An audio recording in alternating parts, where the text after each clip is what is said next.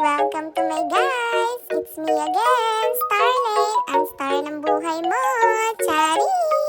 So for today's ganap nga, tara samahan nyo kami magpag-groom ng mga pussycat dolls.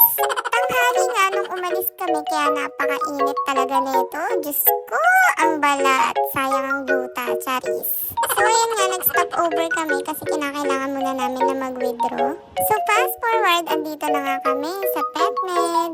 So ayan, mabilis na nga nilang inasikaso ang aming mga pusa dahil tatlo to. Diyos ko, kailangan nilang matapos agad to, Charis. Andito nga lang kami sa labas, hindi na kami pumasok dahil nga aalis din naman kami, iiwan namin sila dyan. Si Tori ay kasalukuyan na pinapaliguan na, then eto si Pito, ginugupitan. Ayan o, kita nyo naman yung pusikat namin. Kawawa naman, na-stress na. So fast forward, tara, hanap muna tayo ng mapufood trip. Dito nga kami nahinto sa may nagtitinda ng kwek-kwek, fishball, kikiam, at iba pa. So ayan nga lang yung in-order ko, itlog pugo. Then nag-take out na lang kami ng iba. Then nag-take out na rin kami ng mango shake and buko shake. Then banana Q and carioca para kila mama. So ayan na nga, babiyahin na kami pa uwi. Kala mo talaga ang layo eh. Tara, gora na tayo sa bahay.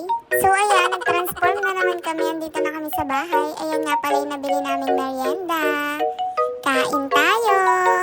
And syempre, nasundo na nga pala ang aming mga pussycat. Ayan na nga sila, mga bagong gupit at bagong ligo.